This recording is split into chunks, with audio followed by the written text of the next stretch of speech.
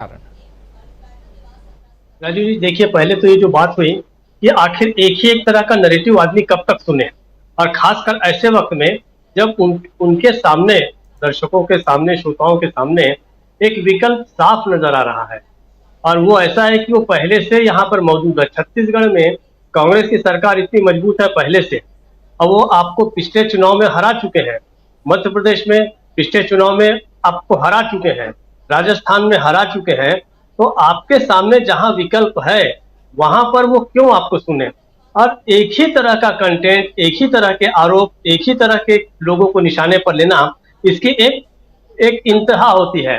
तो असली बात यह है कि कुर्सी खाली करना, खाली होना जो है, वो संकेत है कि सिंहासन भी जल्दी खाली होने वाला है, ऐसा मुझे लग रहा है। ये सभी राज्यों में जहां जहां पर खाली कुर्सियां दिख रही हैं, वो खाली कुर्सियां शायद इसलिए है कि कहीं और ये कुर्सियां जो है वो शायद भरेंगी। लोग जो है दूसरी तरफ का रुख कर रहे हैं, और करेंगे भी, और करना भी चाहिए। जहां आपके अगर सरकारें डिलीवर नहीं करती, या कोई पार्टी जो है ऐसा प्रॉमिसिंग नहीं है कि आपके लिए कुछ नया लेके आएंगी, तो आखिर जनता क्यों उन्हें वोट दे और क्यों उन्हें सुने?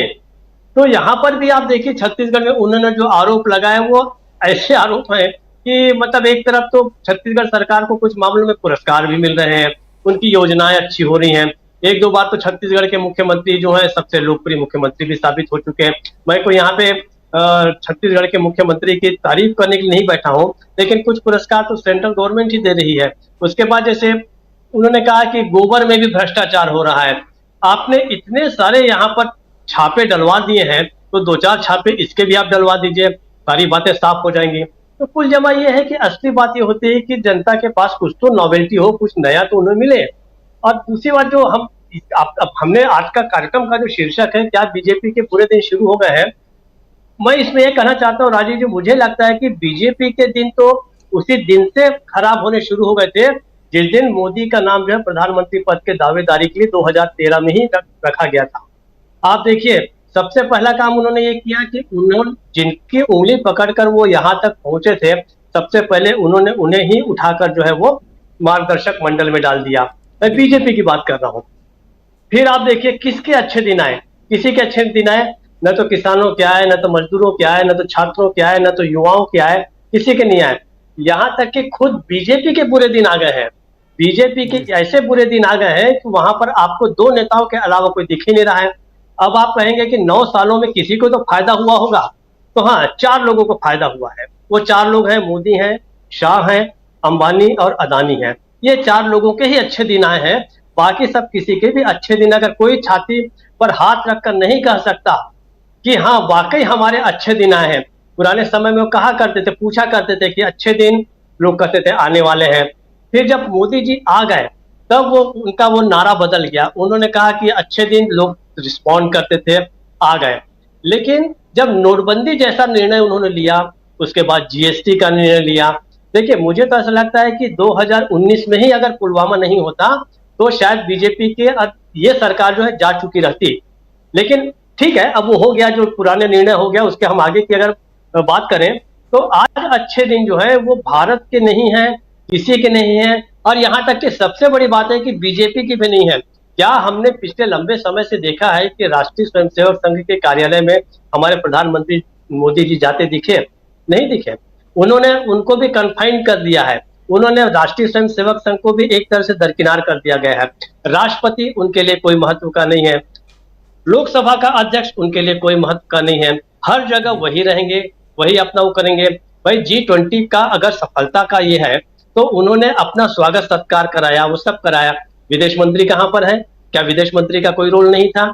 क्या पूरे भारत की जो विदेश नीति है, उसके इतने सारे पुराने लोग जो उसके निर्माता थे, पैरोकार थे, उनको कभी याद किया गया?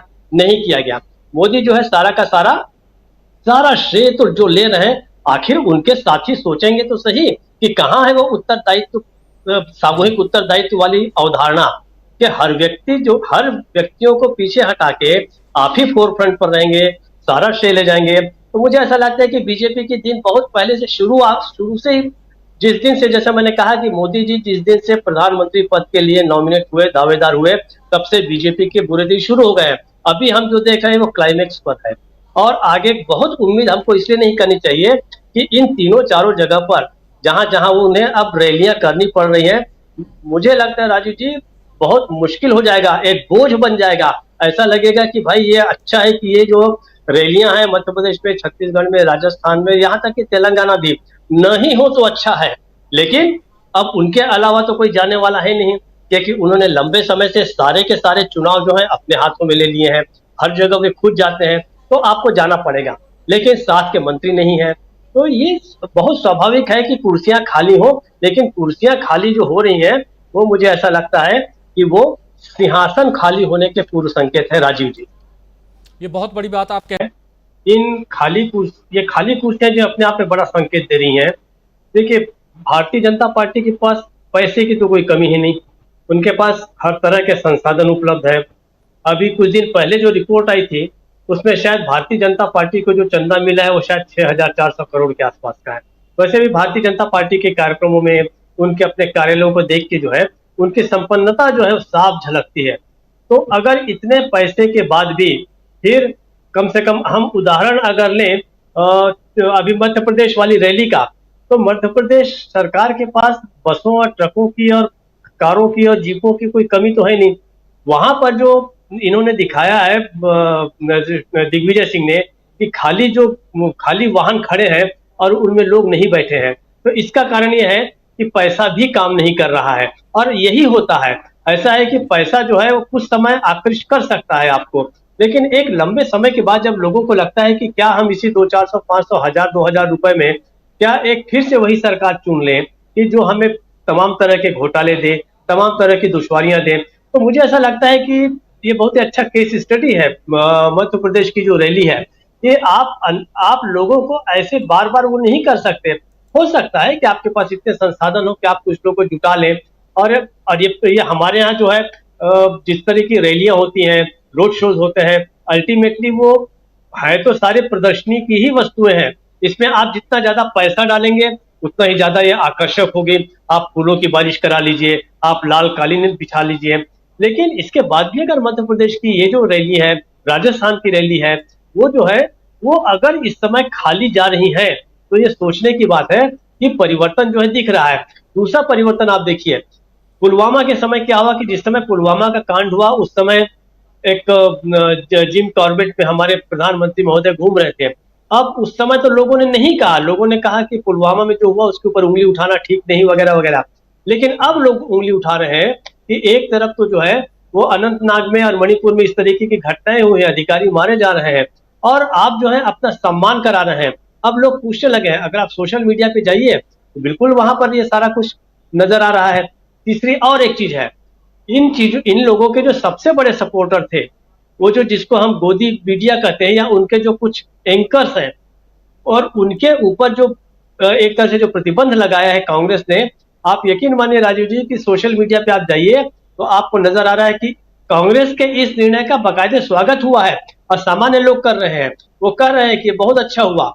ठीक है, ये नहीं जाना चाहते तो आप क्यों जबरदस्ती जाएं, मत जाइए। और ये नफरत फैलाने वाले हैं ये लोग जो है ये आइडेंटिफाई हो गए हैं, वो एंकर्स भी आइडेंटिफाई हुए हैं और चैनल्स भी आइडेंटिफाई हुए हैं। तो आपका जो एक सपोर्ट सिस्टम है भारतीय जनता पार्टी का, वो सब तरफ से कमजोर हो रहा है। उनके लोग उनके रैलियों में नहीं आ रहे हैं, उनका पैसा काम नहीं आ रहा है, उनका जो गोदी मीडिया है वो लगातार कमजोर हो रहा है। चाहे देखिए वो हाउसेस बंद नहीं हो जाएंगे, मीडिया हाउसेस बंद नहीं हो जाएंगे, और न ही वो जो एंकर्स हैं उनको कोई नौकरी से निकाल दिया जाएगा, लेकिन ये बात तो जरूर है कि एक लोगों के सोचने का एक अवसर तो आया है कि आखिर एक इतना बड़ा जो संगठन है कांग्रेस जो है, उसने आखिरकार किस लिए इन लोगों के ऊपर बैन लगाया है। लोग इस बात को समझेंगे, और उनकी जो कही बातें हैं अब लोग उसके ऊपर उतना भरोसा नहीं करेंगे। बाकी जो प्रबुद्ध लोग थे, जो समझदार लोग थे, विवेकशील लोग थे, वो तो पहले विश्वास नहीं करते थे, लेकिन वे लोग जो इनके कहे के अनुसार चलते थे, तो मुझे ऐसा लगता है कि अब वो इस बात को समझेंगे, जानेंगे कि आखिर किस लिए जो है इन पे प्रतिबंध लगाया गया है। अब वो देखिए कांग्रेस ने आइडेंटिफाई कर दिया है, ये कह दिया है कि आप इन 14 लोगों को मत देखिए। अप्रत्यक्ष रूप से यही संदेश है कांग्रेस का ऐसा कोई संदेश नहीं है कि हम नहीं जाएंगे, हम अपना पक्ष नहीं रखेंगे। कांग्रेस तो कहीं ना कहीं अपना पक्ष रख लेगी, उसके अलावा दूसरे चैनलों पे भी जा सकते हैं, लेकिन उन्होंने उन 14 एंकरों को समाज के बीच में सीधे सीधे एक तरह से कहा जाए तो उनको बेपर्दा कर दिया है और जनता को कह दिया है कि आप इन लोगों को पहचान लीजिए, ये लोग जो है आपके खिलाफ हैं। तो इस तरीके से भारतीय जनता पार्टी का सपोर्ट सिस्टम जो है कमजोर हो रहा है और दूसरी तरफ भारतीय जनता पार्टी के खिलाफ एक पूरा का पूरा विकल्प खड़ा हो रहा है। मुझे ऐसा लगता है भोपाल में जो पहली जो संयुक्त रैली होने जा रही है इंडिया की, वो देखिए इसके बिल्कुल कंट्रास्ट में रहेगी। ये रैलियां जितनी खाली हैं, इंडिया की रैली उतनी ही भरपूर भीड़ भाड़ में रहेगी जो हम आपातकाल के दौरान देखा करते थे। आपातकाल के तुरंत बाद जो चुनाव हुआ था उसमें यही हुआ था, उसमें संसाधन नहीं थे जनता पार्टी के पास, लेकिन किस कदर भीड़ हुआ करती थी। मतलब मैं तो उसका प्रत्यक्ष गवाह हूं कि विजया लक्ष्मी पंडित जैसे ने जिस समय सप्रे स्कूल में रायपुर में सभा की थी, ऐसी अद्भुत भीड़ कि उसकी भीड़ जो है वो मीलों दूर तक फैली थी और बाकायदे उनके पास कोई संसाधन नहीं थे। तो इस तरीके से मुझे लगता है कि जो सपोर्ट सिस्टम जो खराब खत्म हो रहा है भारतीय जनता पार्टी का, ये उसके खिलाफ जाएगा। और दूसरी तरफ मुझे ऐसा लगता है कि धीरे धीरे जो है राष्ट्रीय स्वयंसेवक भी जो है वो मोदी पर से अपना हाथ खींच सकता है, ऐसा मुझे अंदाज है। राजीव जी। जी जी बिल्कुल, बहुत सारी बातें हैं, लेकिन ये अंदाजा और आगे हो